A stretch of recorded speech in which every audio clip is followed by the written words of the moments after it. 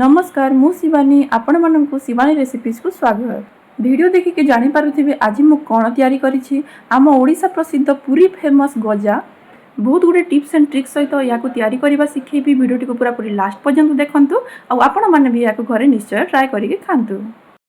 तो गजा बनाया पे मु एटार प्रथम गोटे प्लेट ने जाइछि। आपण गोटे परात भी नै पारिबे। तापरे आमे एथिरे मापी के ऐड करबा 2 कप मैदा आ मैदा मझिरे टिके होल करके मु एठारे ऐड करूछि 2 चम्मच खांटी गुआ घी। स्वाद पई एथिरे ऐड कली हल्का गोटे पिंच लूण। तापर भल भाबरे या को गोले गाले की चटकी नाबा घी सहित घी और मैदा को एमती चटकी चटकी के भल भाबरे मिक्स करनेबे।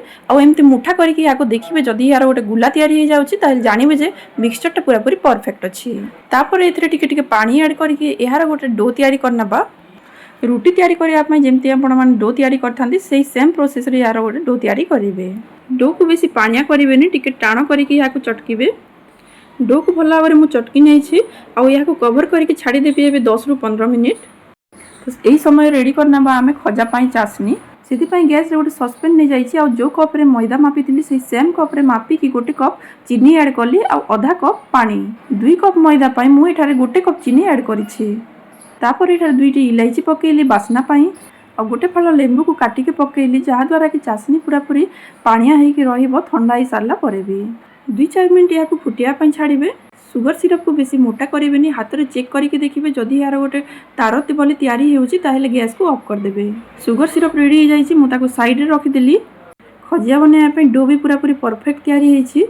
डो रु आम छोट छोट गुला काटी नबा आउ आम टिके मैदा ऐड करके या रुटी सेप्रे तैयारी करना। या जितकी पतला बेली पारे से पतला तैयारी करेंगे। रुटी उपर भल भाव घी घसी ने टिके मैदा गुंड स्प्रिंकल करेंगे जहाद्वारा कि यार लेयरिंग बहुत बढ़िया हे। तापर या ऊपर आ गोटे रुटी ऐड करवा से सेम प्रोसेस रे घी आ मैदा ऐड करवा। एमती करके मु 5टी रुटी या ऊपर रखिदेली। या हल्का हाथ रे रोल करने। रोल कला बेले ध्यान रखिए जे या मझीरो प्रेस करेंगे नहेले यार लेयरिंग सब चिपकी जीवो। तापर या छोट छोट पीस रे काटी नबा। आपण मन चाहिए मोटा पीस भी करि पारिबे नहेले पतला पीस भी करि पारिबे। एठारे देखंतु यार केते सुंदर लेयरिंग हेछि।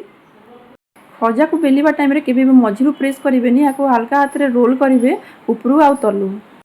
एठी देखि पारुथिबे परफेक्ट खजा तैयारी हे जाइछि छाणीबा पई।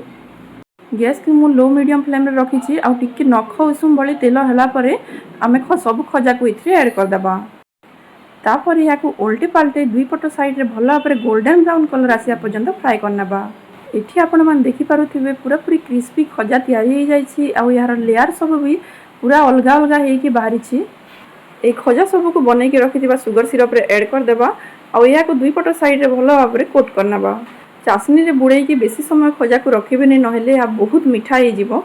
2 पट साइड रे सुगर सिरप या भिजे सारला परे संगे संगे या बाहर करके गोटे प्लेट रे काढी नेबे। एठी देखि पारुथिबे खजाटा पूरा पूरी परफेक्ट जो टिप्स कहिछि आपण माने याको फॉलो करके घरे याको निश्चय ट्राई करिवे। केबे भी फेल हेबनी बहुत बढ़िया तैयारी हेबो। जदि आपण मानकु नुवा वीडियो सब देखि पार अछि ताहेले मो चैनल को सब्सक्राइब करके रखंतु। मु आसीबी नुवा वीडियो सहित रहउछि। Bye bye. जय जगन्नाथ।